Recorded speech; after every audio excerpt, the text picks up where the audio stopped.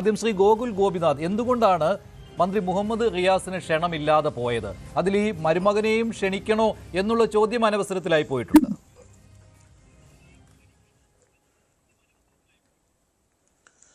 ഇവിടെ ഇന്ന് ഈ ചർച്ച ഉയർത്തിക്കൊണ്ടുവരാൻ വേണ്ടി CPM ഉദ്ദേശിച്ചത് വികസനങ്ങളെ ചർച്ച ചെയ്യപ്പെടേണ്ട, വിവാദങ്ങൾ ചർച്ച ചെയ്യപ്പെടട്ടെ എന്ന ദുഷ്ടലാക്കിലാണ്. പക്ഷേ ഇതിന് നേരെ വിപരീതമായിട്ടാണ് ചർച്ചകൾ സമൂഹത്തിലും പൊതുജനങ്ങൾക്കിടയിലും പോയിക്കൊണ്ടിരിക്കുന്നത്. കേരളത്തിൽ പ്രഖ്യാപനം നടത്താൻ വേണ്ടിയല്ല ശ്രീ നരേന്ദ്രമോദി, ഭാരതത്തിന്റെ പ്രധാനമന്ത്രി, കേരളത്തിൽ എറണാകുളത്ത് എത്തിയത്. ഏകദേശം 11,000 കോടി രൂപയുടെ നിലവിൽ പൂർത്തിയാക്കപ്പെട്ട പദ്ധതികളുടെ ഉദ്ഘാടനമാണ്. ശ്രദ്ധിക്കണം, പൂർത്തിയാക്കപ്പെട്ട 11,000 കോടി രൂപ ചിലവഴിച്ച് പൂർത്തിയാക്കപ്പെട്ട പദ്ധതികളുടെ ഉദ്ഘാടനം. 5,500 കോടി രൂപ BPCLന്റെ ഭാഗമായിട്ടുള്ള പദ്ധതിയുടെ ഉദ്ഘാടനം. 2,650 കോടി രൂപ കാസർഗോഡ്, കണ്ണൂർ ജില്ലയിലെ യാത്രാ സൗകര്യങ്ങൾ മെച്ചപ്പെടുത്തുന്നതിന്റെ ഭാഗമായിട്ട് NH66മായി ബന്ധിപ്പിക്കുന്ന റോഡുകളുടെ പദ്ധതിയുടെ ഉദ്ഘാടനം. ഏകദേശം 23ഓളം ഗ്രാമീണ റോഡുകളുടെ ഉദ്ഘാടനം 2,160 കോടി രൂപ ചിലവാക്കിക്കൊണ്ട്. അതുപോലെ തന്നെ സോളാർ പദ്ധതികളുടെ ഉദ്ഘാടനം, റെയിൽവേ മേഖലയിലെ ഉദ്ഘാടനം, നമ്മളെ നിലമ്പൂർ പാതയുടെ ഇലക്ട്രിഫിക്കേഷനുമായി ബന്ധപ്പെട്ട് അതിന്റെ ഉദ്ഘാടനം. ഇത്തരത്തിൽ സംസ്ഥാനത്ത് BJP NDA സർക്കാർ, നരേന്ദ്രമോദിയുടെ സർക്കാർ പ്രത്യക്ഷത്തിൽ നടപ്പാക്കിയ പൂർത്തീകരിച്ച പദ്ധതികളുടെ പ്രവർത്തനോദ്ഘാടനമാണ് നരേന്ദ്രമോദി നടത്തിയത്.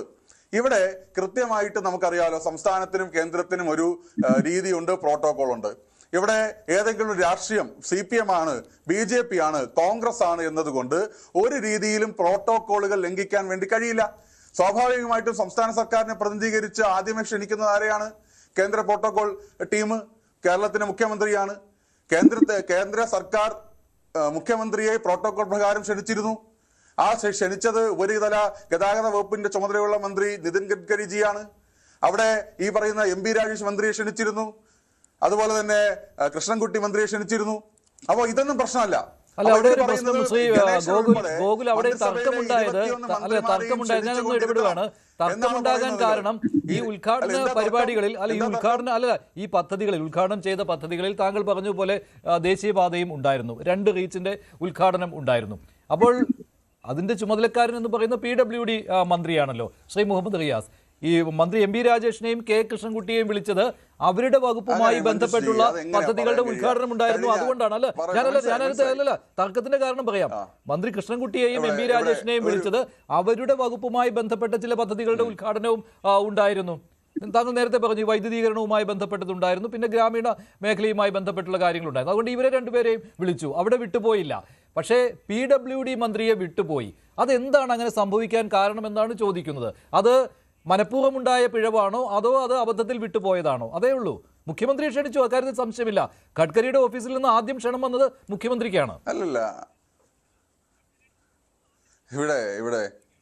ഇവിടെ ഇപ്പോൾ നിങ്ങൾക്കറിയാലോ, ഒരു പ്രോട്ടോകോൾ ലിസ്റ്റ് ഉണ്ടാക്കും. ഒരു പൊതുപരിപാടി കേന്ദ്ര സർക്കാർ നടത്തുമ്പോൾ അല്ലെങ്കിൽ സംസ്ഥാന സർക്കാർ നടത്തുമ്പോഴും ഒരു പ്രോട്ടോകോൾ ലിസ്റ്റ് ഉണ്ടാക്കും. സംസ്ഥാന സർക്കാർ നടത്തുമ്പോൾ എന്താ ചെയ്യുന്നത്? ആ നാട്ടിലെ panchayat member, block panchayat member, ജില്ലാ പഞ്ചായത്ത് മെമ്പർ, MLA, അവിടെ നിന്ന് മന്ത്രി, അതൊക്കെ സ്വാഭാവികമായിട്ട് അതിന്റെ പ്രോട്ടോകോൾ തയ്യാറാക്കും. കേന്ദ്ര സർക്കാർ നടപ്പാക്കുമ്പോഴും നിങ്ങൾ ഈ പറഞ്ഞതുപോലെ പ്രോട്ടോകോൾ പ്രകാരമാണ് ഇതെല്ലാം നടക്കുന്നത്. ഈ പ്രോട്ടോകോൾ പ്രകാരം നടത്തുന്ന കാര്യങ്ങളിൽ പങ്കെടുക്കുന്ന ആളുകളുടെ ലിസ്റ്റ് തലേ ദിവസമോ ഇന്ന് രാവിലെ അല്ല പുറത്തുവിടുന്നത്.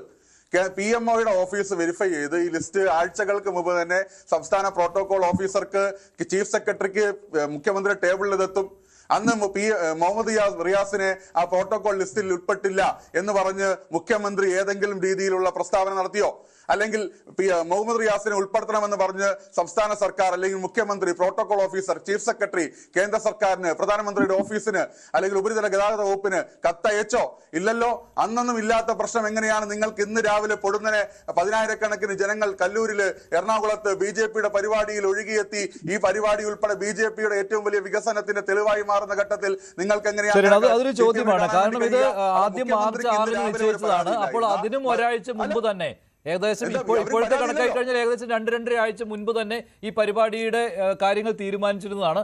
അന്ന് മുഖ്യമന്ത്രിയെ ക്ഷണിച്ചതുമാണ് ഗഡ്കരിയുടെ ഓഫീസിൽ നിന്ന്. അപ്പോൾ ആ സമയത്ത് സംസ്ഥാന സർക്കാരിന് അറിയാമായിരുന്നു അവിടെ PWD മന്ത്രിയെ ക്ഷണിച്ചിട്ടില്ല എന്ന്. കാരണം ഇതിന്റെ ഇൻവിറ്റേഷൻ നേരത്തെ കൂട്ടി തയ്യാറാക്കിയതാണ്. മാർച്ച് 6-നായിരുന്നു ആദ്യം നിശ്ചയിച്ചിരുന്നത്, ഞാൻ നേരത്തെ പറഞ്ഞ പോലെ. അപ്പോൾ റിയാസിനെ ഒഴിവാക്കിയ വിവരം അറിയാമായിരുന്നു, പക്ഷേ ശ്രദ്ധയിൽപ്പെടുത്തിയിട്ടില്ല എന്ന്. ഇതിന് മറുപടി പറയേണ്ടത് ശ്രീ അരുൺകുമാറാണ്. അദ്ദേഹം അല്പസമയത്തിനകം വരും. അപ്പോൾ അദ്ദേഹത്തോട് അക്കാര്യം ചോദിക്കാം. ഞാൻ താങ്കളിലേക്ക് വരാം. അതിനു മുമ്പ് ശ്രീ